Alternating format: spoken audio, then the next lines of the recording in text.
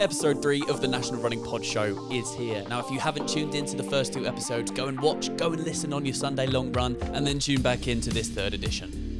Our special guest this week is the one and only Allie Bailey. We learn how to light up our runs properly with Petzl, tech with Pete Coopah from Coopah Running, quench your ultra thirst with GB Ultras, hydration advice with Emily from SIS, and running pole advice with Harrier Trail Running.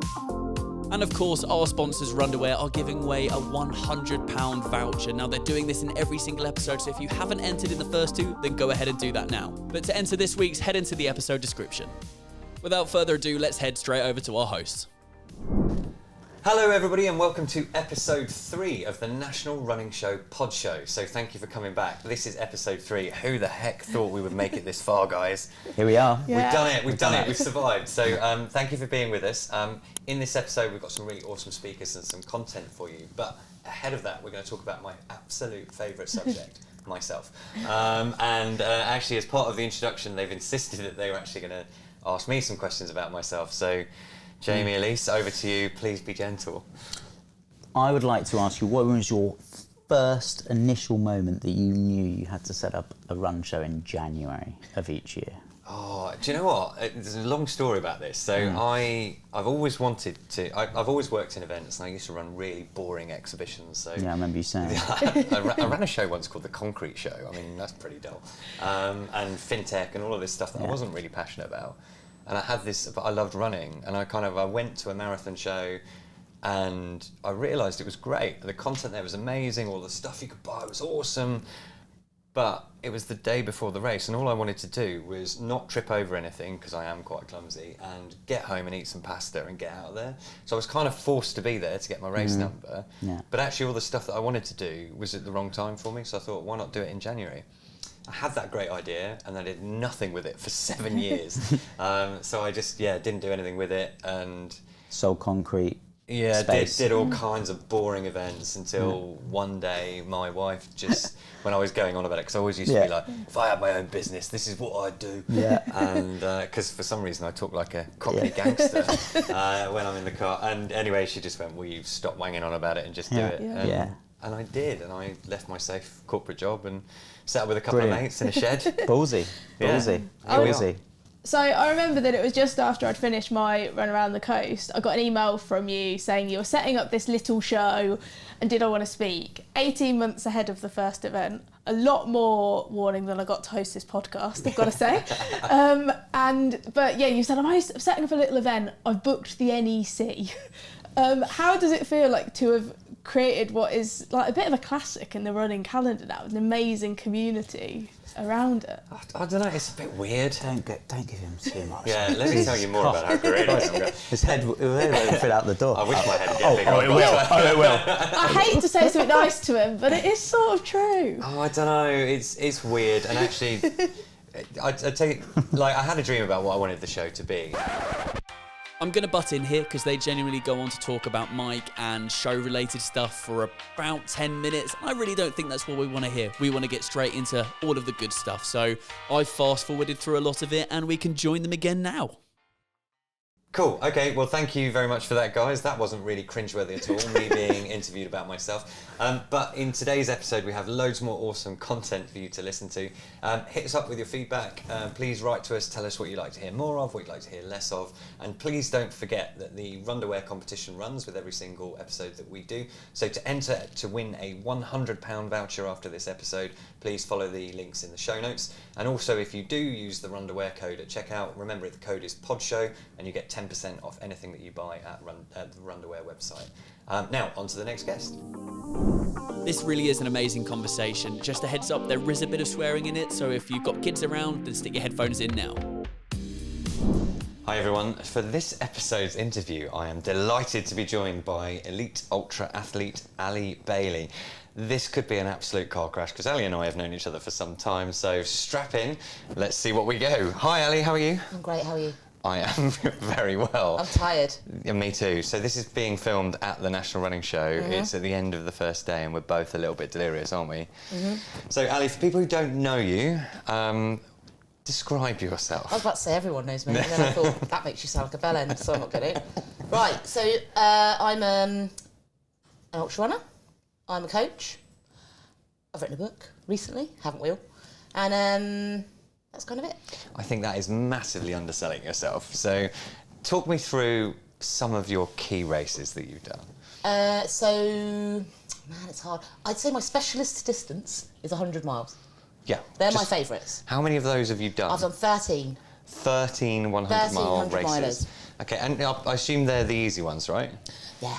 Yeah. No. There's no such thing as an easy 100-mile race, you know this. Yes, I do know this. 100-mile race is a 100-mile race, but there are some are harder than others. So I've done the whole Centurion Slam, so that's all their hundreds in a year. So Centurion Running do 100-mile races, and they're actually very accessible, and they're really, really well organised and friendly, So that's but how they're it starts, pretty tough, right? Isn't it? That's how it starts. So it started with the Autumn 100 with them. Which is quite easy Yeah, so I'd as a say for 100-miler. a beginner, Yeah. right, the Autumn 100 goes out and back in 12 and a half mile stints. Yeah. So you're always going back to the same base. But to be clear, 100 miles is never easy, and we're not glossing over not that. at all, but then- as an accessible start point, it's a Yeah, good and then one. you start, and then you do it, and then you're like, oh, that was good.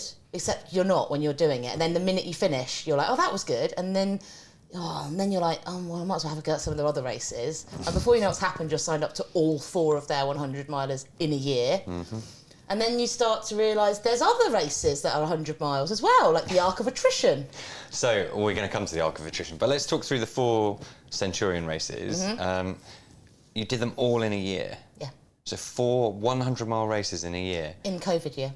Goodness me. So how was that? So usually they're spread out. So you've got Thames Path, and then Thames Path, South Downs Way, North Downs Way, Autumn. And they've kind of got a couple of months between them, 3 months between them. Nice. In COVID year, we had to do 300 milers in 3 months. Blah. Because they just all had to be squooshed together because of the lockdowns and all that shenanigans. That was quite hard. And then the Autumn was a little bit later on that one, or one of them was a bit later. But yeah, it was... I went through a period in my life where I wasn't running for the right reasons. So I was an alcoholic for a long time, for like 26 years, but didn't admit it to myself or to anyone else. In that time, I used running to prove I was okay. So I was like, you can't be an alcoholic and a runner, like the way I run. That's just not possible. But you can, and I did. So while I was doing that, didn't really feel anything. So I didn't really feel pain. I didn't have any real respect for myself or my welfare, so I wasn't resting properly. And people are like, oh, how did you manage to do it? And I feel like when you don't feel anything, it's a lot easier to do stuff like that, and it's almost like a punishment to yourself. Nowadays, I wouldn't back races into each other like that, because I'm aware of how bad it is for your body and how bad it is for your well-being, so I just wouldn't do it. Wouldn't recommend anyone does it. But, you were just chasing each race, basically. Yeah, you were chasing, like, well, you know what it's like when you finish your first marathon, right? Yeah. And you're like, for 5 minutes, and then and then the high starts to tip in. So I should have gone quicker, if you let it. Some people, that doesn't happen. I think they're like, that's it, that's cool, I'm happy. Mm-hmm. But for me, I was searching for this thing, this like happiness, and I thought, oh, running will give it to me, like running will save me, and it didn't. So I was like, oh, well, it's the wrong race. So I just kept running ridiculous races, and that's how I got into ultra, and that's how I got into 100 milers. And it just escalated really quick, and it ended up with me just basically hammering myself into the ground, and it just wasn't healthy. It just wasn't healthy. And it wasn't until like I hit rock bottom where I was like, oh my God, like I've been using this in a really bad way. And I had to sort of start again with it, like start again with why I was running. Now I run kind of for the same reasons that I ran when I was drinking, except I don't drink anymore, so I really enjoy it. And instead of like there being this horrendous need for like fulfillment, I do it out of gratitude that I can do it, and I really, really enjoy it. I think that's really interesting, right? Because we're talking about someone who's... I mean, there'll be a lot of people listening to this thinking, 4 100-milers in quick succession, that's insane. But actually, what you're talking about is the reasons to run. And I think if you start with the right reasons, that can make the outcomes much better. And I think just be careful sometimes of chasing these big goals and posting it on Instagram and making yourself look freaking awesome, when actually no one knows really what's going on. No, underneath and what's also driving thinking that it will change something. Like, just because you've done a 100-mile race doesn't make you a better person or a happier person or a more fulfilled person. It makes me a lot grumpier. It makes you a mental person. And you're 200 pounds poorer and you're tired. Yeah. But like, I think people think, a lot of people say, I do it to prove something to myself. What are you trying to prove to yourself? Because you're not going to prove anything to yourself by running 100 miles that you shouldn't already know anyway. Like, you shouldn't let running define your worth. You shouldn't let running be a level of how good you are as a person, because, it's got nothing to do with that. It's just running. So talk me through. So that's really interesting, but you still have the mental fortitude to complete a 100-mile race, which a lot of people cannot do. So what is it now that gets you going? It's the process of it. So I've done a lot of work since I stopped drinking on like why I was drinking, and like I suffer with depression and anxiety, nowhere near as bad as I did when I was a drinker. But I still have it because it's an illness. But when I came out of that, I started to read a lot about how my brain works the way it does, and I think it's really important for all of us. Someone had written a book about your brain. Not my brain, our brain. And I think we all think we're special, right? But really, we're all quite basic. Yeah. We all function in the same way. We've got primitive brain, we've got prefrontal cortex, and we have choice over our thoughts. So we don't have choice over what we think. We have choice over what we believe and how we respond to those thoughts.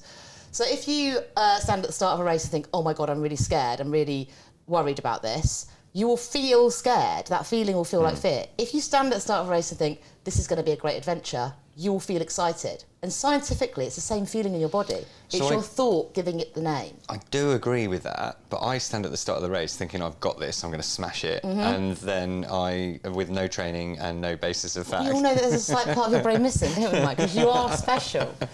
Like, I think we have this thing called motivated bias as people, right? Yep. So our brains will always lead us to the answer we want, not the answer that we're going to get. So if you're like, "No, I believe I can do this like blind confidence, that's always going to overpower the reality of the situation, right? And it depends on like what sort of person you are. Like, if you're a naturally positive person, or if you're a slightly more like depressed person, or if you're like, you think with glass half full or glass half empty, but your thoughts generally become results, right? Unless you are not prepared and you are going in with the motivated bias stuff. So when people talk about it's a mental game, running, it is, but you have to be fit enough to do it. 100% has to be fit enough to do it. I totally agree with that, and I think actually your strength of mind and some of the races you've done is so clear. Yeah. And actually maybe for the wrong reasons in the past, but actually you still seem to have kept that. Yeah. But you've now got it in a bit of a more of a controlled and managed way. So we've done the 400s. Yeah. Arc of Attrition. Yeah.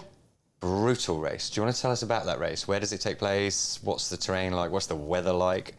So the Arc of Attrition is a 100-mile race that takes place on the Southwest Coast Path, and it runs from Coverack, which is on the bottom, all the way around the bottom, and then up through Land's End, Minack, to Port Towan at the top. And it's quite a mythical race, right? Because it's magical. It's a magical race. So it's in January. So the last weekend of January, always. Seems like a great time to be running on a coastal path. Perfect. Yeah. It's never rainy or windy or freezing cold or icy or scary, ever. Oh, and also, it's not dark for 15 hours of the race. And you've run this wasn't the first time you've run this race, right? No, so I did it back in, it was the first race I did as a sober person, and I DNF'd it. And it was my first ever DNF. So DNF, for people who don't know, is did not finish. Yeah. So how did that feel? Because your first race as a sober person, you think you've climbed this mountain. This must be pretty brutal, right? There was a part of me that was like, well, you're not good enough to do this. Like, you were better at this when you were drinking. And like, why can't you do it? And the reason I couldn't do it was because I could feel everything. So I could feel pain, I could feel my own thoughts. When I was drinking, I was either drinking or hungover. So I would turn up at races hungover, and I would just be in this fog where I didn't have emotion. I would just batter myself. So I wouldn't even think about pain because I was in so much emotional pain, it didn't touch the sides. Whereas when you get sober, you really start to get in touch with like what's going on and your thoughts and all that. So actually running ultras sober is harder, I find, for me than running when I was drinking. And when I reflected, of course, when I DNF'd, it was because I'd stopped eating, I'd messed my race up, I just hadn't followed my own plan. I felt terrible. So instead of pushing on, I just stopped. I thought I was going to get timed out. Maybe I would have, maybe I wouldn't have, but I just stopped. About mile 69. Which is a hell of an achievement, 69 miles in that weather. Were you able to take any sort of positives from that, or did you just beat the crap out of yourself? Later, down the line, maybe like 4 or 5 weeks later, because it was my first DNF, so I had to like roll around in it a bit, I kind of came to the conclusion it was the kindest thing I could have done, because I gave myself a break. I was like, you're done now, stop. Like, stop. I responded to that kind of pain in the kindest way I could, which was to stop, whereas before I would not have responded to that pain. I would have just hammered myself through. Would it have made me happier? No. Would it have made me a better person? No. Would it have made me feel like I was like I was worth more, whatever it is that I was looking for? No, because no race has ever done that. And I've done a lot of races, and I finished the Arc last year. I went back and finished it last year. I'm going back again this year because I just love it. Like, I just love it. It's just, I love being out there. There's no other time that you can have that conversation with yourself, and all you have to do is run. There's no phone, there's no bills, there's no nonsense, there's none of it. There's just other human beings having this shared experience with you in this really harsh environment. And even though you're not having a good time, you are having a good time. Type 2 fun. Yeah, or type 3 fun even. I just look at it totally differently now to the way I looked at it before, but I get so much more out of it now than I did before. And like, it's different stuff I get out of it. It's the community, it's the people I meet, it's the stories I hear, it's the, I go and support a lot of races. I've just come back off the spine safety team. I spent 4 or 5 days supporting the guys on the spine. And just, being able to help those people to achieve, this sounds so cheesy, to achieve their dream, just being a little part of their dream. Like, you don't get to do that nowadays, do you? No, you just don't. And I think it's very special. And actually, like, shout out to all the volunteers, and I think if you do race and you do get the benefits, you should also give back. So you should volunteer, and I think it's amazing that you do. I think you glossed over quite subtly then that you DNF'd the Arc. It had a massive impact on you emotionally. It's your first race sober, and then you had the balls to go back and do it again, and you smashed it. Yeah. So the second time that you went back, how'd that feel? Shit all the way through and then good for 5 minutes. No, it wasn't like, there was that like passing through Zena, which is where I DNF'd before. The funny thing about it, right, I DNF'd the Arc of Attrition, and then 4 or 5 months later I went around the length of the UK, and the first day of that race, of that event, I had to run past the DNF spot. So I was like, I'm about to run 1,000 miles across the UK, I've got to run past the DNF spot. So that was gone, that feeling was gone. So when I went back to do the Arc, I kind of had already buried that DNF spot, so it was all right. Oh, okay, so... But it's still... Like, it was one of the greatest... It was one of the greatest races I think I've done, because it was... If I wasn't good at something, I'd just stop fucking doing it. Like, I'd just stop doing it. Whereas this time I'd gone, right, I'm going to go back and do it. And I was so focused on... It wasn't even proving to myself. I think there were so many things about it. I can't really explain it, but I did finish it, and I was absolutely chuffed when I did finish it. And I can't actually believe I'm going back. I feel like I've got Stockholm syndrome. I don't know why I'm going back. I just love it. It's just brilliant. But I think it's just a testament to your character. I think there's a good message for people listening to this is it's all right to fail. And actually... You only fail when you stop trying. Exactly. You only fail when you stop trying. I know that sounds really cheesy, but it actually is really true. Yeah, it is. And I've seen no one cares. people... When you didn't finish the Arc, did anyone go to you and think less of you? It was terrible. I had a woman behind me for weeks with a bell, singing shame. I had to walk through the streets naked. No one gives a shit about any of it. Exactly. But it feels like the weight of the world's on your shoulders. But do you know what? It's running. It's our leisure time. It's our hobby. We choose to do it. Very few of us. We get to do it. Yeah. Very few of us will ever be at that point where it's our career. And with ultra running, it's not anyone's career because there's no money in it. So, you're lucky. It costs more to do it than you will ever win. The kit costs more. So it's not really about any of that. And I think that's important to remember. Like, it is your leisure time. And you get to do it. And it doesn't matter if you fail. And if you go back again and win, actually the win is more... And not that you have to win the race, but as in you win against your personal goal, then that's also more sweeter. There's the thing about going, do you know what? That's not for me. Like, because I think sometimes people are like, if I've done a marathon, then I have to do an ultra, then I have to do a 50, then I have to do 100. You don't have to do anything. Sometimes it's just not for you. Like, sometimes it's just not your thing. And I've done races where I've been like, oh, I should be doing this because it's the next thing on the career list. And I'm like, actually, I don't really like this. So why the hell am I doing it? Like, why am I wasting my precious life? I think that goes back to your earlier point about what's your motivation, what's your reason for doing this. And I think sometimes we're motivated by what other people sort of tell us to do. And it might not be quite as prescriptive as them telling us, but social media shows all of these journeys from here to here, and actually just get comfortable with what you like. If you think that section was deep, then just wait for part 2. So let's quite literally lighten up in the next section with some Petzl head torches. We're now moving into the kit review part of the episode, and I'm here with James from Petzl, which are the fantastic head torches and lamps. Welcome. Thanks very much. How you doing? Very good. All good? Enjoying the show? It's busy. Yeah. Saturday's always busy here. Yeah. I think this is our 4th or 5th year.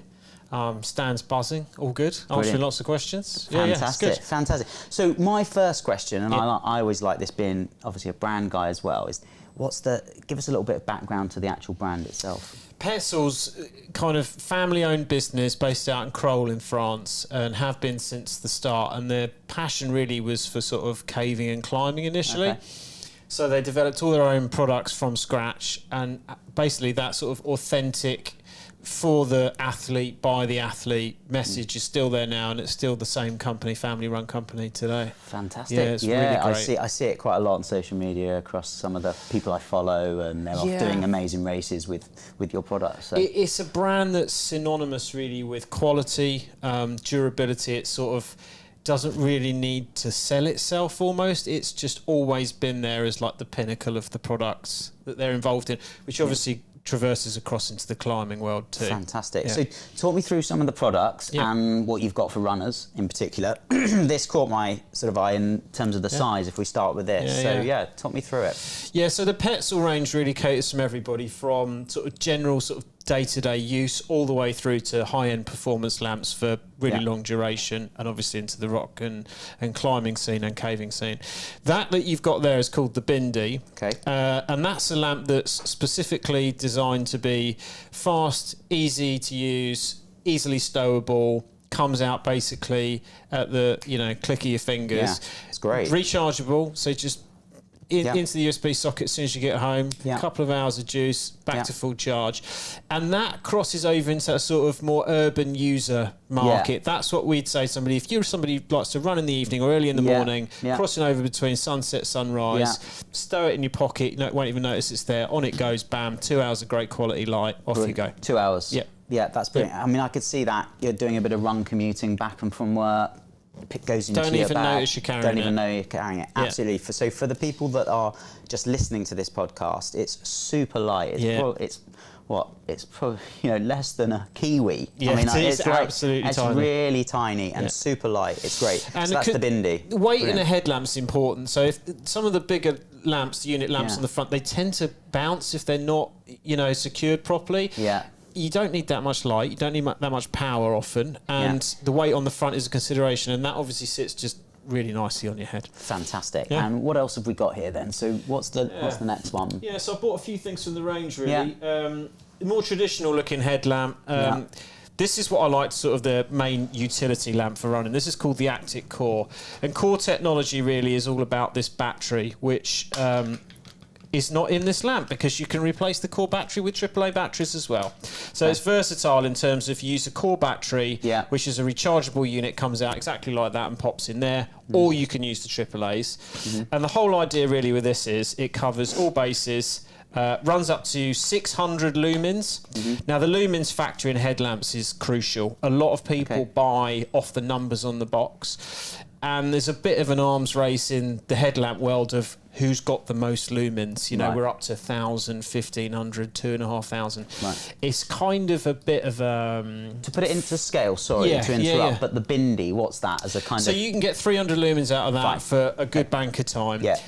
For any runner, unless you're running super technical, fast downhill mountain trails, 400 to 500 lumens is absolutely adequate. So something like the Actic Core that goes up 600 lumens is really going to do 99% of everything you need. Yeah, do everything. And honestly, with any headlamp that's quoting numbers beyond that, that's more like a super boost or a half an hour duration if you really needed to get the max out of a lamp. Or, of course, if you're on a mountain bike or something like that. And a lot of these units disconnect, especially Actic Core is a good example. The head units come off and can clip into a bike mount. So you can actually use them on a bike or a helmet instead of just as a headlamp. Fantastic. But to all intents and purposes, from a runner's point of view, if you're seeing 400 or 500 lumens advertised, that's all you're ever going to need. That's all I need. Absolutely. All I need is a kind of, I'm more of a little bit of trail, but mostly running on roads, around parks. Yeah. Perfect. Okay. And I think there is a lot of jargon out there and a lot of numbers. So people want to know, how long is my battery going to last and how bright is it? Yeah. The brightness thing I think we just answered, but the battery life thing is the other major consideration. So generally speaking, some of the more expensive lamps will last for longer. And then I always ask the runner first, if they're interested in a headlamp, what's the maximum usage you're probably going to get? Are you interested in running an ultra, you know, Tom Evans style, going out to do UTMB, you're going to need 12 hours of battery life. Yeah. That completely changes the consideration about the lamp that you're going to use. But this Actic Core is kind of your bulletproof, really, really high end, but without being all singing, all dancing, reactive lighting. So that's for me. Yep. What's for Tom Evans and for the people out there that are going out for over 12 hours? Yeah. So the new Swift RL and the Now RL, RL stands for reactive lighting. Okay. And where these are so clever are that you've got 3 constant lighting settings, so you know exactly to the T, once the battery's fully charged, how much life you're going to get out of that battery. But the genius is in the reactive setting. So low, medium, high, and the ambient light, it adjusts to the ambient light. So if I put my finger over the eye on the lamp, you'll notice it feels it's darker, so it increases the light being generated by the lamp. So for the people that are listening to the podcast, what James is doing is there's a little sensor on the side of the light. That's correct. And as soon as he's putting his finger over it, boost it gets the light. brighter. It knows it's darker, essentially, and so it increases the light. But then, so you're running often between high street, urban areas, street lamps, back out into a dark field. Yeah. Less light required. Fabulous. So the battery life's extended. Brilliant. The Now RL on the... and what's that called? That's called the Swift RL. Swift RL, okay. And the maximum lumens out of that's 1100. Wow. Huge. Okay, and what does this retail at in terms of £110. 110. And translate into real world use, you're going to get 8 hours of the best quality lighting, 600, 700, 800 lumens easily on a reactive setting. Yeah. So if I'm Tom Evans running UTMB, I'm thinking that's probably my go-to. Yeah. The other thing is, with this headband, and just to explain, I'm compressing this down into something that easily fits in the palm of my hand, super packable. Can I just feel? Yeah, and it's not actually that heavy, is it? It's not, and it doesn't bounce on the front of your head. Yeah, the strap's pretty good. There's a tipping point there where more power, more weight, and more movement, which it gets the balance right. Yeah, very good. And at the very top of the tree is this Now RL. This is a lamp where the battery pack is on the back of the head, and there's a very lightweight LED board on the front, so that the weight is more balanced across your head. Okay. So again, a lot of people prefer that because it feels more balanced front to back. Yeah. This goes up to 1500 lumens, so it's the next level again. Wow. Rechargeable battery on the back with a flashing red LED, which is a great safety feature. Yeah. Both the Now RL and the Swift RL have got a new piece of technology called an accelerometer in, which basically essentially it reads the speed at which your movement and adjusts the light based on that speed. So for example, a mountain biker needs a completely different level of light to a runner for obvious reasons, and it's now adjusting naturally for that. So they're just getting cleverer and cleverer, and the battery life is then extending further and further. So I used this at the Spine race in 2023, which is a long winter race along the Pennine Way, and I'm getting 20 hours of battery life out of one battery. So that is really the top of the tree. And I imagine that sits on your head and it feels like you forget you've even got it on. That's exactly the point. So it's a little less packable. You'll notice the construction of it. It's much more designed for you're going to have this on for long durations. Fantastic. Come what may. And it retails at 150. 150. So that's the top end of the Petzl spectrum. Fantastic. And just to come back to it, The Bindi, what are we looking? £40. 40. Yeah, that's a nice. And we go, you know, the Takina, which is a AAA battery, does work with the core battery, 22 quid, and is perfectly adequate for running around the streets at night. So there's a full range from Petzl, from click and go to top of the line. Brilliant. Well, that's answered all my questions. Thanks very much, James. Pleasure. That was Absolute brilliant. pleasure. Thanks very much. Thanks very much, and concludes our little kit review for this episode. Thank you. If you've got any sort of race coming up this year, then this tech section might be your saviour. So let's kick over to Mike and Coopah Running. Hi guys, Mike here. For this tech review, we have got Pete from Coopah Running to talk about their technology. So tell us all about it, mate. So what Coopah Run Coach is a personalised run coaching app. We're trying to be the most flexible app on the market. So we really believe that what runners want is the ability to change their runs whenever they want, change the amount of days they train, be able to chat with real life inhuman coaches, and really get ability to the best kind of training plans on the market. Okay, so talk me through that, because I've never used like a coaching app, and I don't sign me up right now, but let's see how it goes. Why would I use it?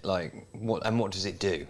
So I think the big reason why you would use it is more affordability. So I would never sit here and say what a real life run coach does is not good, and we're not trying to replace that. We think they've definitely got a big part of the market and a big place in the market. It's expensive, It's right? expensive. Run coach, yeah. So I lost my job in 2020 through COVID. I was working in travel. I couldn't afford my run coach anymore. I turned to PDF plans and was like, what are these? You know, on the fridge, crossing them out. I was like, this doesn't work. And I've done those. So back in the day, that used to be, hey, how to train for a marathon. Week 1, you must do this. And it just tells you runs to do. It doesn't tell you about pace. It doesn't tell you about...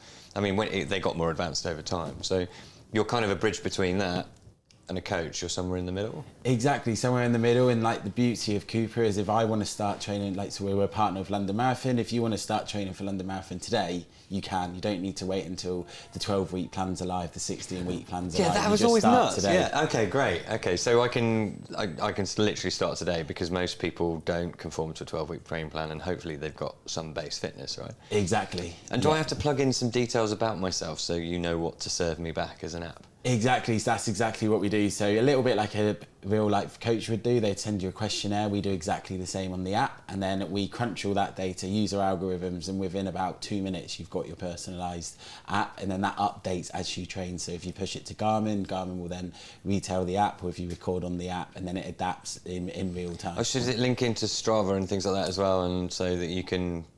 It tells you off if you've been too fast, or it tells you to chill out, or... Exactly, because a lot of the reason people don't make the start line is because they get injured, so they're doing their long runs too fast. So we tell you to slow down. If you're going too fast, we'll tell you you're going too fast. And it's our biggest question we get asked is, why are the long runs so much slower?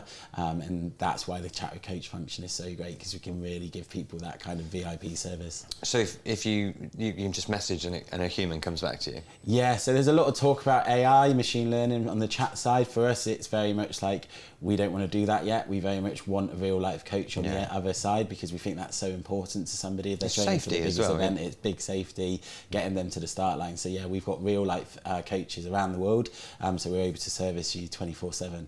Amazing.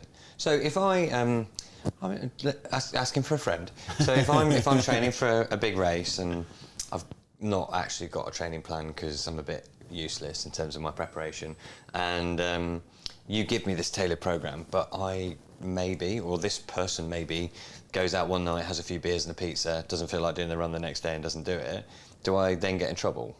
No, so one of the big reasons I started is through mental health, which is kind of like a completely separate story. So for me, I don't want to give people that anxiety of missing a session. So what we can do is, you're going on a big night Friday, you're not going to do your long run Saturday, you can go on and say change it to Sunday. Or for example, you might be going on a stag do, you usually want to train 5 days a week, but there's no training. Just to clarify, this wasn't me, this is some guy who looks like me, but it does sound a lot like me. It was Mick, wasn't it? yeah, that guy. Yeah. So actually it's really adaptable, which I think is quite... And I think that plays to the mental health message, which I know you talk a lot about, and I could do a whole podcast about that with you, because you've got one of the most inspirational stories out there, and I think anybody who's listening to this and wants to learn about Coopah, look up his story, because it's really cool. But we're supposed to be talking about the tech. So, okay, so we can change the app. So how much does it cost? So it's $9.99 a month or Yeah. $59.99 for a year. So we really want to Your keep maths it is to that terrible. coffee. $9.99 a month or $59.99 for a year? Yeah, so You're doing half yourself out of price. some months there. So half price for if you sign up for a year. So £5 a month if you sign up for a year. Brilliant. We want to kind of keep it to the price of a pint of coffee. It's now cheaper than a pint in most cities as well. Yeah, especially London. Yeah. Mate, this is really good bit of tech. I think it's really interesting, and I hope some of our listeners or viewers take it up and get involved. If they want to find out more details, we'll put your website link in the show notes. Thank you very much for joining us, guys. This has been the tech interview with me, Mike, and Pete from Coopah Running. Cheers. Part 2 of Allie Bailey's chat now, and just a warning that this interview does contain some terrible banter. Oh, and some strong language. But I'm going to come back to what you were just talking about. You kind of glossed over the fact that you ran the length of the UK. Sure. Just for bounce. Sure. Did, like, Bounce. how was that? Bored. Why not run that over the UK? We did a route from the end-to-end route, which is Land's End to John O'Groats. We did it on trails and like little country B roads. It took 35 days, so took our time on it. Like 30 to 40 miles a day. Really lovely, and it took on a lot of the national trails, so like South West Coast Path, Offers Dyke, the Great Glen, West Highland Way, your fave. Oh, I like the West Highland Way. Yeah, I love it. And then bits that you're not really allowed on, like the Lochquire Estate in the north of Scotland. We ran across that. And so you sort of trespassed? No, we were allowed. We'd have permission.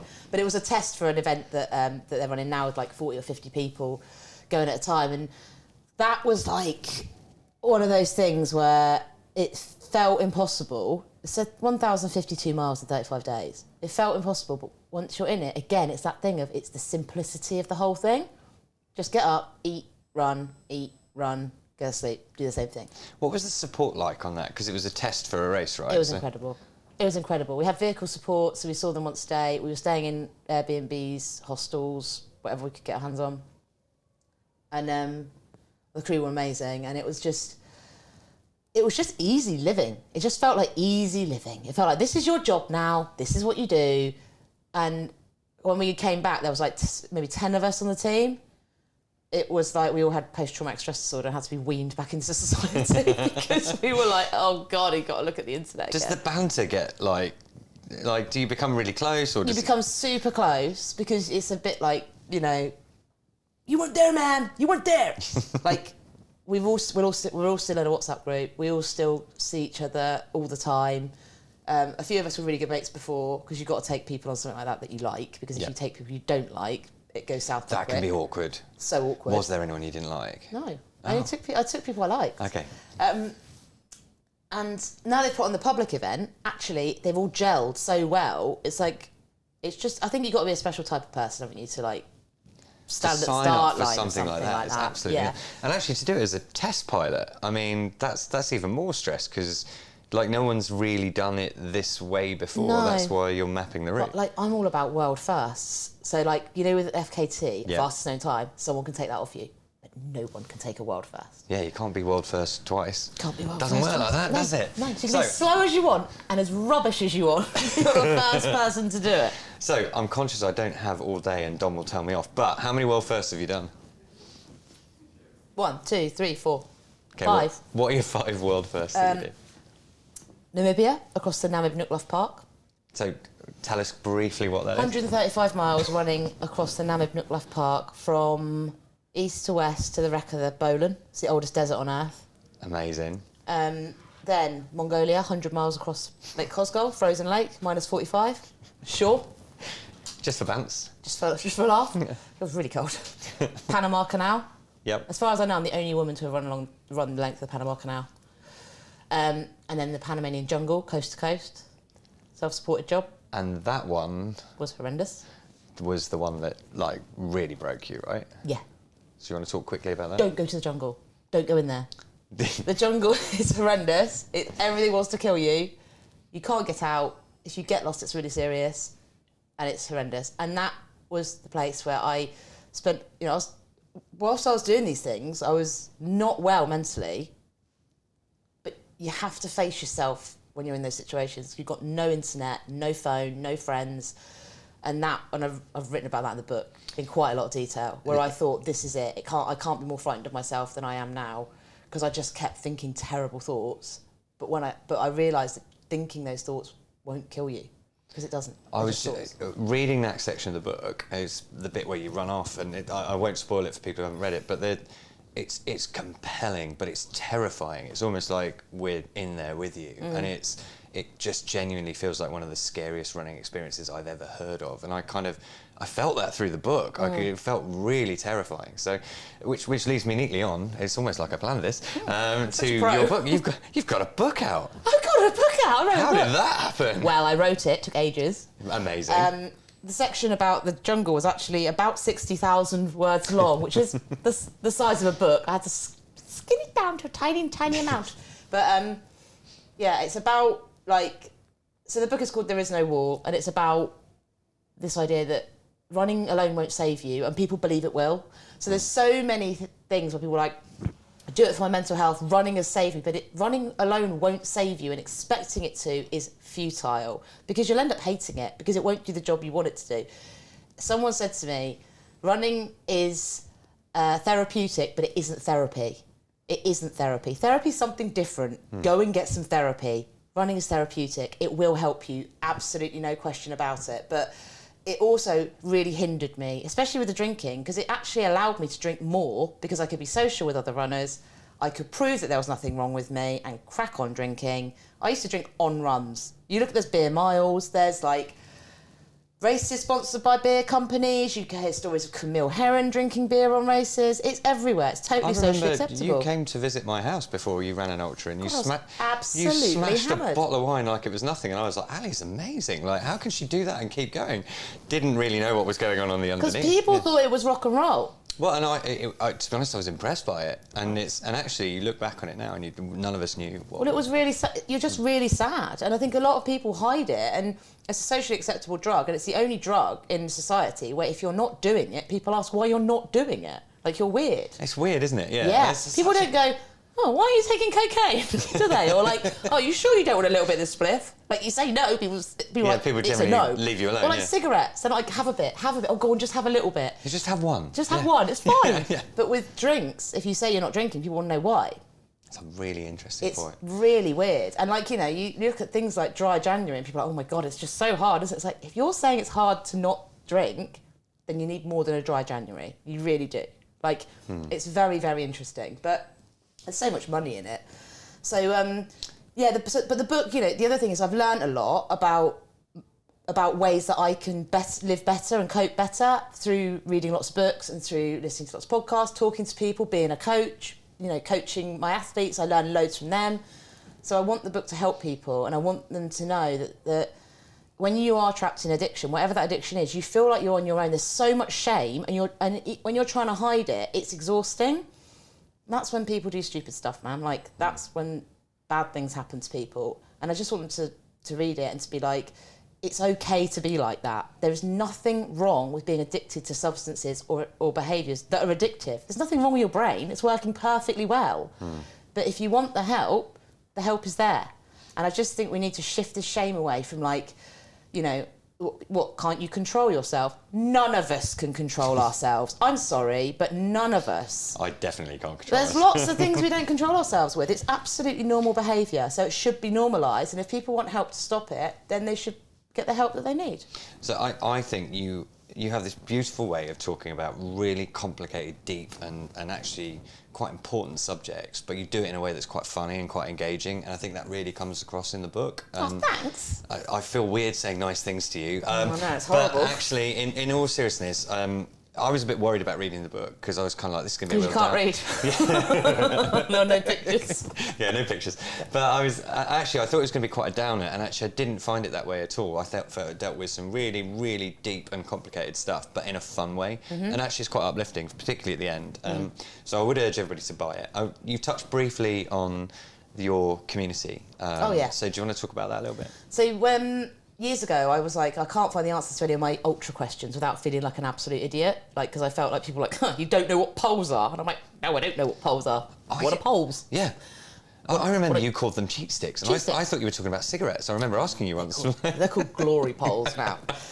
Glory poles? Glory poles. Let's leave that where it is. It wasn't cheat sticks, they're glory poles. So I set up this little Facebook group called Ultra Awesome, and I was like, and I invited some people to join it who I knew had some good advice, and then it grew from there. And it's basically a place where people can come and ask any question. And I say it's for the ultra lost or ultra curious, because I feel like there's so much information about ultra, you can get quite like there's too much. Yeah. You know, it's not just about elite mountain runners like mountain goats. It's about backpackers. It's about hiking. It's about so much more than that. And there's so many different types of people that get involved. There's a company for everyone, basically. You know, it's not just a couple of ultra companies. And I've got so much from ultra running, like so much, that I just want to spread the love a little bit. And I want people to believe that they can achieve it. I think, especially in like mass media, there's like this obfuscation of ultra, which makes it sound harder than it is. So you get things like big fundraisers where it's like, I'm going to do this, and it's really, really hard. It's the hardest thing I've ever done. And that puts people off even giving it a go. Yeah. And I think that it should be something that everybody should have the opportunity to do, because it's super good for your physical, mental health. You meet amazing people. And in a time where we're glued to our devices, you form these actual real life bonds with people. Yeah.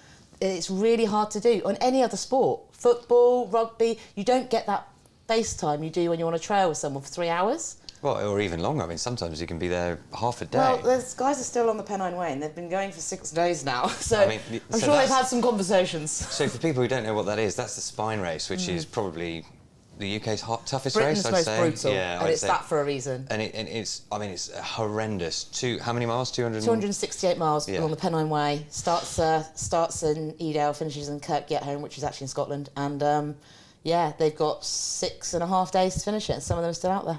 And the terrain is brutal, and that was what you were out there crewing. So Yeah. any chance we get you to have a go at that 100% yes. I got a spine worm in my head, right? And I was like, no. But yes. After crewing it, I was like, yeah, I think I'm going to do this. I don't know, there's a summer spine and a winter spine. Summer spine is easier because it's in the summer, allegedly. Turns out. So I'm doing the Challenger, so I'm doing the 108-mile Challenger. What is it? South. In this summer. I'm going to go back and crew again next year, and then we'll see what happens the following year. But that's a lot of training and a lot of mental... Like, it's self-supported, there's no support. So you get an aid station, but there's like 100k between the aid stations. And you are literally in the middle of nowhere, right? You're on your own. You're not allowed crew, you're not allowed support. But that's a pretty epic attempt. Yeah. But How do you reckon you'll fare? I reckon you'll smash it. I'll die out there. I don't know, but if you think about... So Jack Scott, who won it this year, it took him 72 hours, and that was 10 hours off the course record. Insane. So that's insane speed. That's 3 days. Insane. So for most people, it takes between sort of 5 and 6 days. I mean, that guy is made of something else. He's the greatest young ultra runner that this country's ever produced. By accident. Brilliant. But to top it off, look, I mean, we could sit here all day, and we've already gone over our time limit, but I don't care because it's been super fun. But for anybody who wants to find out more about you or Ultra Awesome, where should they go? Instagram, AB_runs. It's Allie, not Abby. Or Ultra Awesome on Facebook, you can find me there. Or Vertebrate Publishing, publish my book, so you can get your books from there. And we will put all of those links in the description. Allie Bailey, I could genuinely talk to you for 7 days. Maybe I'll come on the spine with you. So thank you for coming on. You've been a brilliant guest. On to the next bit. No jokes about that, because that was a genuinely awesome conversation. And we're going to stick with long form running with GB Ultras. Hi guys, Mike here. I'm here for the race review for this episode. I'm here with Laura from GB Ultras. Hi Laura.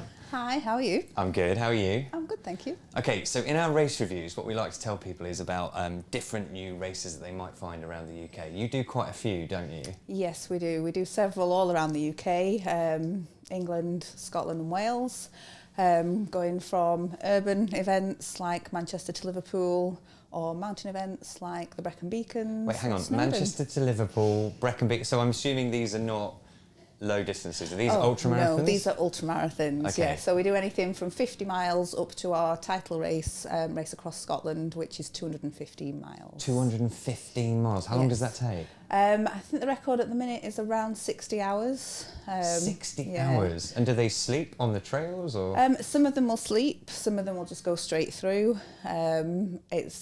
they have a plan A, B, C, D, E, and just and plan F is stay home and eat food and don't do that, because that sounds crazy. Yeah. That's incredible. So, and there's entry-level races as well, right, for people just starting on an ultra journey? Yeah, so our entry-level races are more like the Manchester to Liverpool, Chester Ultra 50 mile, Glasgow to Edinburgh. We mark all those routes, so they're easy to follow, straightforward, plenty of aid stations along the way. So now I'm a little biased because I've actually run the Glasgow to Edinburgh Ultra with Dom, who's our producer, who's hidden behind the camera because he's got a face for radio, and it's an absolutely brilliant route because it's really accessible for a first timer, right? Because it's quite flat. Absolutely, it's flat. It's all canal. I think there's about 3 turns on the route. So you turn off one canal onto another, off the canal onto the Water of Leith, and then you're finished pretty much. And pretty amazing views, actually. And you go through this cool tunnel section as well, don't you? Oh, yeah. There's a few cool tunnels. Falkirk Tunnel, and there's one just after Falkirk Wheel that's got some sort of disco lights going on in it, which is quite funky. Yeah, as that is well. pretty cool. Yeah. So what would you say makes your races different from other people's?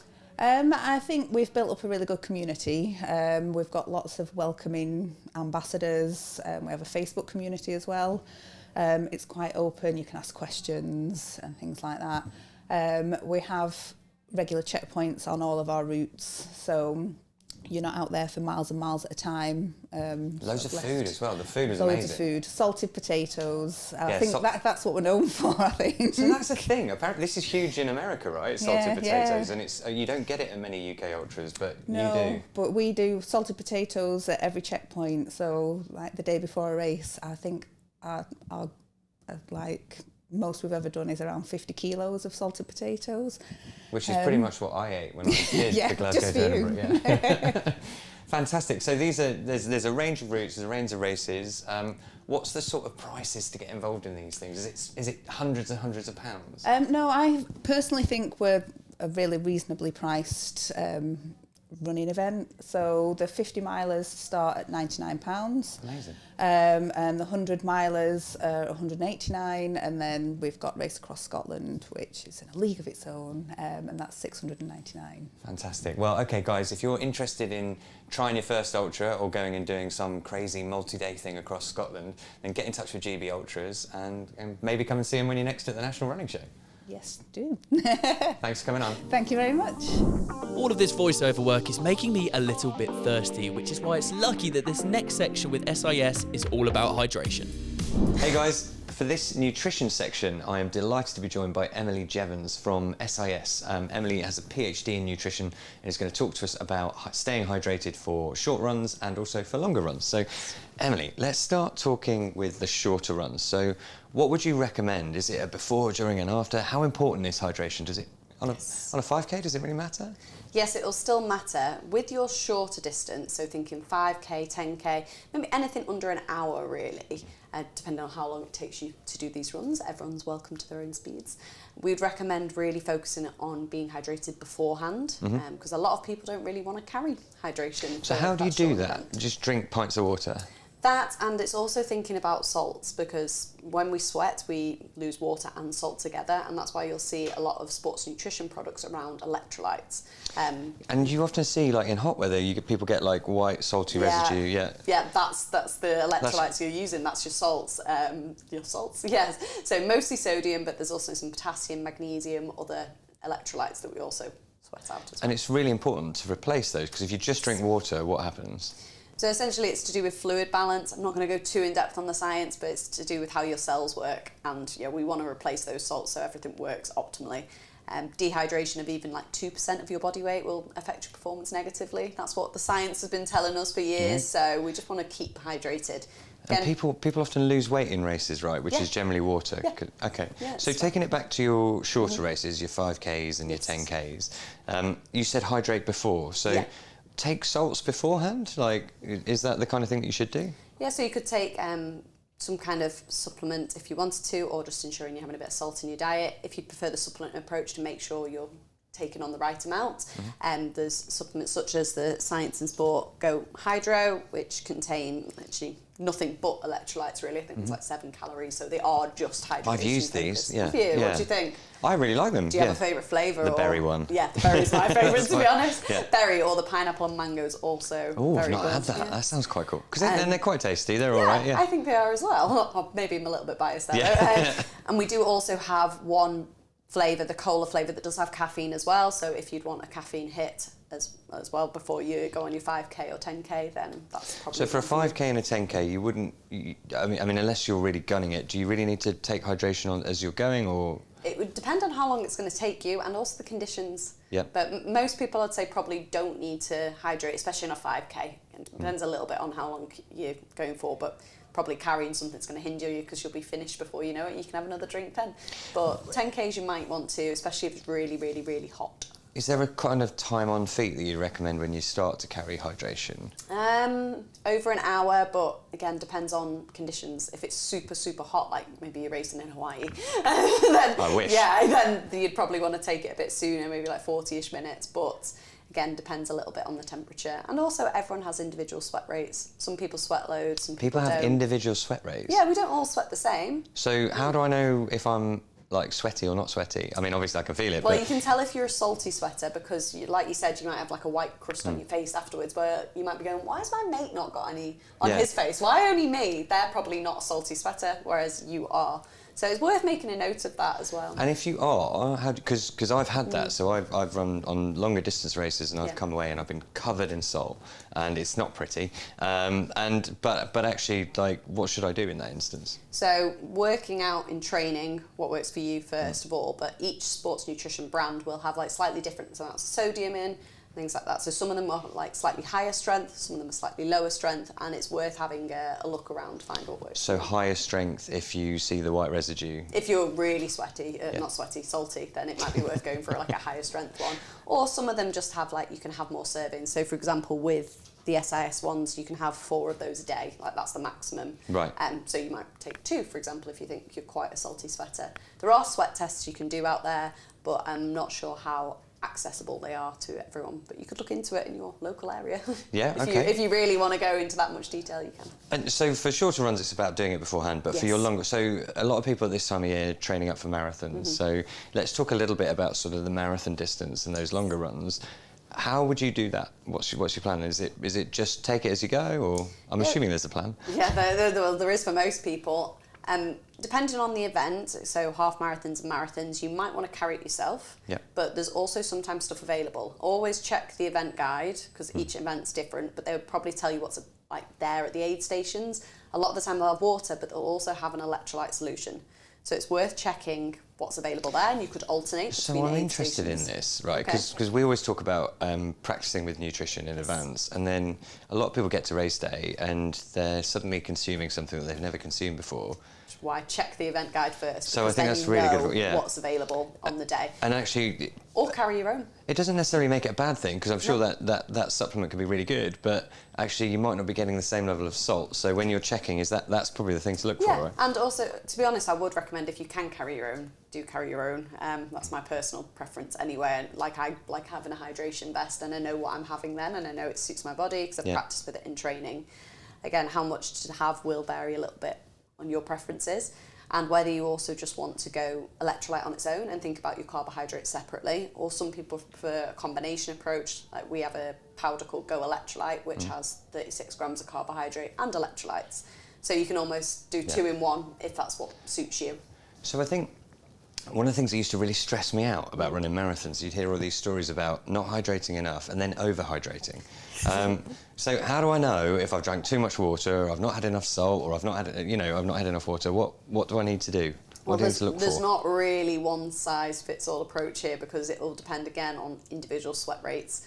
So, but are there any signs I can look out for in my body, like if in my fingers or with my eyes or anything like that? They're all kind of similar for dehydration and overhydration. You're going to just feel a bit more unwell. You might be headachy, you might feel a bit dizzy and stuff. They're actually quite similar. Is that right? Yeah, oh, wow, but you just don't know which end of the spectrum you are. Well, I guess if you drank a lot, you probably know that you might have overhydrated in that case. Drunk 10 pints of water and I feel a bit weird. Yeah. It's more just thinking about practicing during training, though, definitely, and figuring out what works. But for our sort of our audience listening, is there any top tips? I mean, is there a certain amount or something that you could say that somebody should take for a marathon, or is it just you've got to just train with it? I would say just train with it. I wouldn't say there's an optimal amount, because everyone's different body weights as well, with different sizes. That's true. So like, especially me at the moment, especially straight after Christmas. I can't say what would work for me. Who's going to work for a 6 foot guy running? You know, it's so I wouldn't say there is an optimal amount there that I can recommend personally. Okay, fantastic. So if we're thinking about sort of hydration, is there any sort of measure that you can give us for like sort of before and after, how we could know what good hydration should look like? Yeah. So before, around like 2 hours before your beginning exercise, where it's an event or training, exactly the same, you should be trying to have about 6 to 8 millilitres per kilogram of body weight of fluid in some form. During, again, will depend a little bit on your individual sweat rate, because some people might not sweat that much, and again, you've got to think about the external conditions, because that's going to make a massive difference. It's freezing at the moment, isn't it? Yeah, it really is. Yeah, so you're probably not going to sweat that much then. And then afterwards, it's important to think about how much weight you've lost. So if you are training this, maybe weigh yourself before and after you run. That's really interesting, especially think about your fluid loss that way. And that's how a lot of people work out how much fluid they're losing. Just make sure you're wearing the same clothes, things like that. Yeah, it's really important. So a lot of ultra runners do this on longer distance races, weighing before and after, and that's dehydration is a huge issue in especially multi-day ultras. So that's a really good tip. Because then you can work out roughly how much fluid you've lost. Yes, you won't know exact salt amounts, but you can work out fluid loss, so at least you know to replace that afterwards. Fantastic. This has been really interesting. Thank you so much for coming on, Emily. It's okay. Okay, guys, on to the next bit. Massive fan of Mike using the word bit there, because he has no idea what's coming up next. Well, coming up next is a really cool advice section with Harrier Trail Running. Hey guys, welcome to another advice section with the team from Harrier Trail Running. You may remember that we spoke about how to run an ultra in episode 1 with them. So welcome back to Kate and Dan. How are you guys doing? Hi Dom, thanks so much for having us back. Yeah, good, thanks Dom. Well, today we are going to be talking about how to run with poles. Now, for some people, experienced ultra runners and trail runners will know exactly what this is, and we'll be giving advice around how to maybe improve upon what you're doing already. But for some people, never would have run with poles, maybe even never really knew this was a thing. So to open it up, let's chat around what are running poles and why are they so useful? Okay, so running with poles, they've definitely become a lot more popular in the past few years, thanks to all of the elites across Europe using them. I think they were a little bit considered unfashionable and fuddy-duddy in the years before, because they were just for ramblers, you know, using them for their hiking and things. But I think there's been a massive lift in popularity for poles, because people are seeing all the benefits. And personally, for myself, I'm a massive advocate of using poles.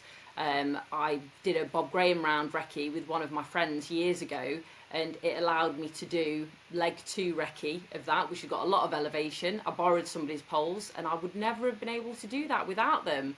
And our Helvellyn poles are named after going up Helvellyn on leg 2 on that recce. So they really do allow you to do things that you maybe couldn't have done before, can help you if you're coming back from injury, or basically if you want to go from good to great. They're not just for using as crutches for the last few miles of an ultra. You can really use them to enhance your performance if you want to be, you know, up in the top level of trail running. A quick quip from me that I always add.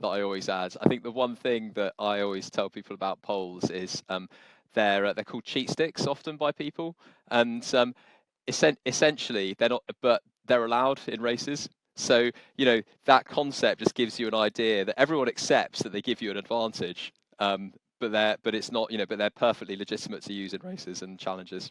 Nearly all races, they are banned in a few, and I think they're banned in Scotland. check the details. That is true. Yeah.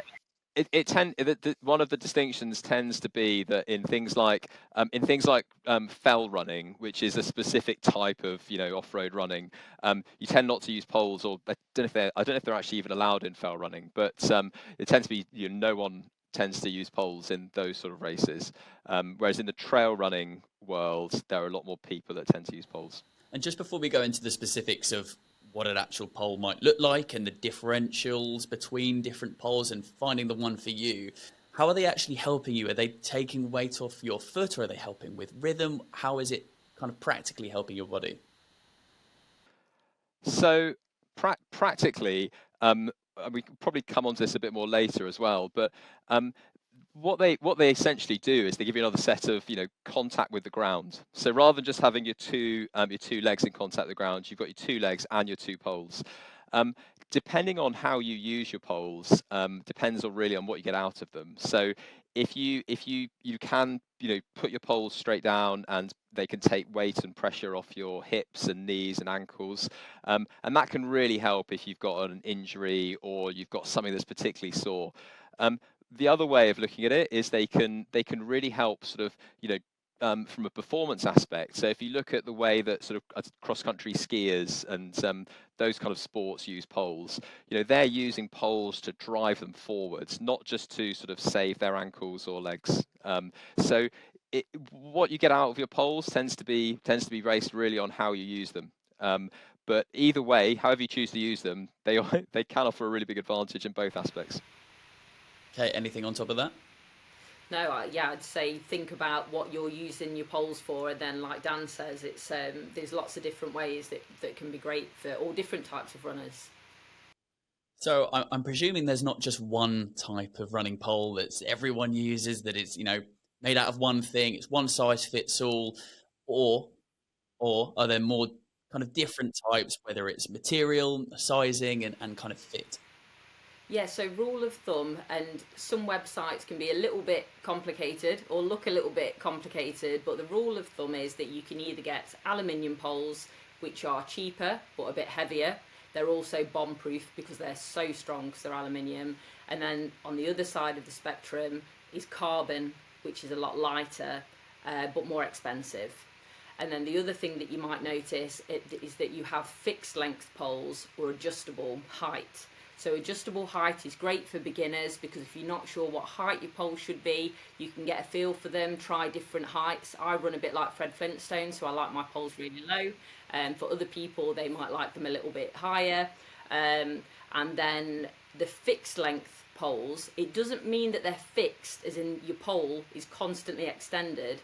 It just means that you can't change the height of it. Okay, and to store the poles, can you break them down, or does it depend on which one you have? Yeah, so it's a little bit like when you go camping and you get your poles out for your tent when you're wrestling with it in the winds, and you extend your tent pole, put all the sections together, and then it's locked in place, it's extended. One quick thing on that to add from me as well is one of the distinctions that I often get asked about is what's the difference between a trekking pole and a running pole. So trekking pole, and do you have to have one or the other to do a certain activity?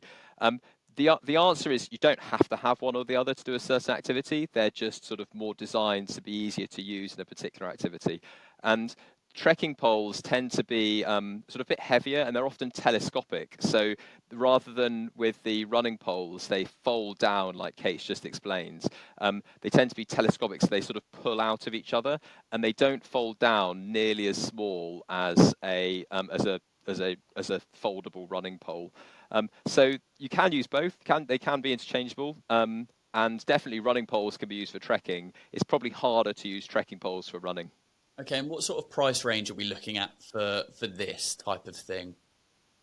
So again, it's really good to check the small print, because sometimes you'll get aluminium poles where people have not put the materials on, but they should be cheaper. So if you're looking on somebody's website and it doesn't say if they're aluminium or carbon, check on there.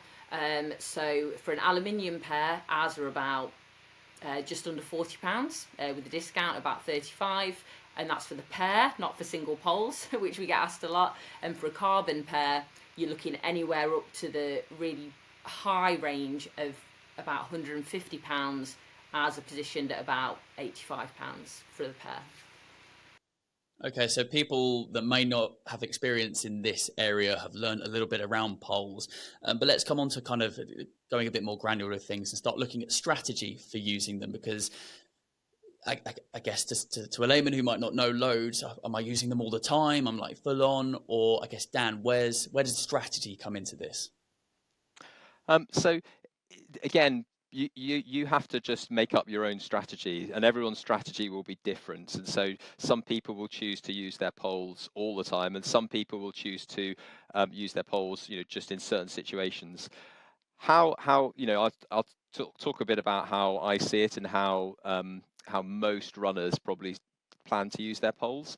The poles tend to be best when you're working hard to go up hills. That tends to be when they add the real value, because you're driving up the hill, you're trying to get to the top. Your arms can propel you to the top, and also take a bit of weight off your legs. So you'll probably get to the top of the hill in better condition than you would if you hadn't been using your poles, if you're using them in an efficient way. It's perfectly possible to also sort of use them on the flats as well. When you use them on the flats, you can either use them to be a supportive mechanism, or you can use them to drive you forward. And that's where things like Nordic walking technique come into play a bit. And you may have seen people walking around in the parks and things like that, Nordic walking. It's actually a really efficient way of using your poles, and can be a really, really good skill to learn for ultra running. It is also possible to use, and can be really helpful to use, poles going down hills. And when so if you're especially if your knees are a bit sore, or you're struggling to sort of towards the end of a race to bend your knees and to really put, when you're going descending, you can put your poles out in front of you and almost use them like a handrail to descend. So you plant them in front of you and then push, and then sort of lower yourself down the hill on your poles. So all of those different ways, you can use your poles in different types of terrain. It's really for you to try and work out in advance how you're going to approach it, and how you would choose to use your poles in any particular challenge. For novices and experienced pole users and ultra runners alike, are there mistakes that you see quite often, or what are some big mistakes that people make when using poles that you would probably advise against? So aside from things like tripping up on poles, which is a mistake, but you can't really do much about because you never do it on purpose. But things like that. If I'm honest, I think the biggest mistake I see people making is carrying their poles for an entire race and not using them. Quite some, and there is one caveat to that, because some people will have a strategy that they are only going to use their poles if my knee goes. They'll say, I've got a dodgy knee. If my knee goes, or I get this certain injury, then I'm going to get my poles out and I'm going to crawl across the line, using my poles to help me. However, lots of people will take poles, they won't have practiced with them, and they'll take them and they won't really have a strategy for how they're going to approach it, and they won't then get their poles out the rucksack or out the back of the vest, and they won't use them. So essentially, you've just been carrying around dead weights for the whole race. What I've seen as well, my biggest mistake that I see people do is not having the hand in the strap properly. So you should have your hand in the strap a bit like a ski pole, so all the weight is going through the heel of your hand through the strap, but people are gripping onto the handles for dear life like trekkers do, and it completely wipes out the Nordic walking phase. So we've got loads of help videos on how to do it properly, and once you know how to do it right, you become eagle-eyed noticing it that other people are doing it wrong as well. One of the things to add to that as well is when you have things in your hands, like poles, it's really easy to forget about all the other things you should be doing with your hands. So it's really easy to forget about eating, and it's really easy to forget about drinking, and it's really easy to forget about looking at your map and navigating. So when you've got your poles out, you have to be very aware that you need to be sure that you're actually going to do all the other things you need to do as well as using your poles. I think just to round things off, you referenced there the more information that's on the Harrier Trail Running website, which I think is really, really good to kind of supplement the advice that you've given here. But one of the things that I did see that we've not spoken about is not just buying them and going out and straight and using them in an ultra race, it's actually practicing with them as well. Yeah. Practicing is really key for a number of reasons. Because you'll get your body used to using them, and you'll get your body used to the technique and the effort that it takes through your upper body to use your poles. B, if you practice, you know what you can get out of them, and you know what you can get out of them in certain situations, and you'll become more efficient at using them. So you can't expect to sort of buy a pair of poles 2 days before a race, go and use them and get the most out of them that you can get out of them. It's like everything. It's a skill, and you need to learn and to practice it. And finally, I'm going to put you on the hot spot. I want just to finish off one sentence, one tip each that is a top tip for someone that is using poles. Mine would be to invest in a lesson with British Nordic Walking with a local instructor. Just an hour in the park, cost you £10, worth every penny to get you confident, set up, and not feel like a wally when you go out by yourself. I was going to say the same thing, but I'll have to choose something different now. But no. This is good advice. So, yeah, it's very good advice. My other point would be, and you know, I've talked about this a bit over this session, but have a strategy, practice it, and then use them, and then carry out that strategy in your challenge or race. Guys, thank you so much for what you've just spoken about. But like we've referenced before, Kate, where can people go to find out more information about Harrier, but also on how to run with poles? If you go to the Harrier website, go onto our help and guide section. We've got poles for beginners, quick start guide. Amazing, fantastic advice, which brings us to the end of this session. Thank you. Well done if you've made it this far, just the outro to go, but stay tuned to find out what has revolutionised Elise's running. Thank you guys for sticking with us again and being with us for another episode. It's been great to have you along for the ride. Before we go, I'd like to just talk to you guys about kit. So one of the things that we talk about a lot at the running show is about getting the right equipment for you. So if you had one essential piece of kit that you would never leave the house without, you're not allowed to say Runderwear, then what would it be? So I'll start with Jamie. Okay, I would go with the piece that always annoys me when I forget it, and that's my headphones. I enjoy the run with some music. It gives me a bit more of an experience, and my Shocks headphones are fantastic. As soon as I leave them and they're not in my kit bag, I like to either have my podcast or a little bit of chat, or just the music if I'm going for a session. Music, podcast, with friends, without friends. Which is it? I'll go music. Oh, okay, because he's got no friends. Okay, thanks, Jamie. Elise, what you got? Easy answer for me. People always say all you need to go running is a pair of shoes, but you can do barefoot running, but I couldn't go running without a good sports bra. And I think I spent a long time thinking that just those painful, chafy showers after a long run were just part of running as a person with boobs. And I found, I think after a lot of trial and error, I found one that really works, and it's revolutionised my running life. So if you're having that problem, keep trying. I feel like I can't comment much on that. It's not really a problem I've had. But yeah, no, I think it's really important that you get your kit right. And I think actually just remember that one person's good kit is not the right good kit for you. I think that's really important. Just try lots of different stuff. That's partly why we have the running show. That's partly why I'd always say go to a specialist running shop. If you're ever going to get trainers or socks or something, would you agree, guys? Completely. Yeah, definitely. Completely. Yeah, go and get gait analysis done. Go and try out the trainers before you buy. Okay, so you've done one of those things that people always do, where they say a set of words that people might not know what it means. It's like pronation and things like that, gait analysis. And I remember when I started running, it freaked me out because I felt like I needed a dictionary. So what's gait analysis, Jamie? So it's looking at your gait, which is how your foot lands onto the road and then leaves, essentially, to be very basic. There's numerous people that will say that you don't need it. There's lots of different schools of thought. I think it's worth going and having the analysis done anyway, even if it's just to try the trainers, even if you don't believe in the science. And there's different schools of thought, I think, around the running community. But I would want to go and try the trainers before I run. I think it's also just such a case of trial and error. I know we talked last week about figuring things out, and I think you just learn what kind of shoes you like. Like I can often now look at a pair of shoes and I kind of know if it's the sort of thing I like and will fit well. So I think it might take a while. If you've only just taken up running, it will take you a while to work out what exactly fits well, what you find comfortable, but you'll get there. But it's definitely a process. Yeah, I think you're both incredibly correct. You're definitely right. And I think with things like gait analysis, I think it's extra information. So the more information you can give yourself, the more options you've got. You don't have to listen to everything, but if Yeah. you take it all in, it gives you some options.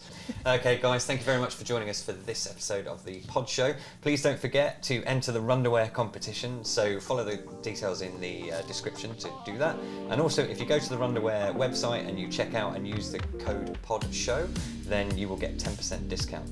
We will see you on the next one. Thanks, guys. And that brings us to the end of this episode. Thank you for watching. Please leave a review if you're listening, and also like, subscribe, comment. Let us know what all your thoughts are if you're watching on YouTube. Oh, and don't forget that our sponsors, Runderwear, are giving away another £100. So please check out the notes in this podcast to find out how you can win, and check out the first 2 episodes to see how you can enter those competitions. We'll be back next week with episode 4 of the Pod Show. Thank you for listening, and we'll see you next time.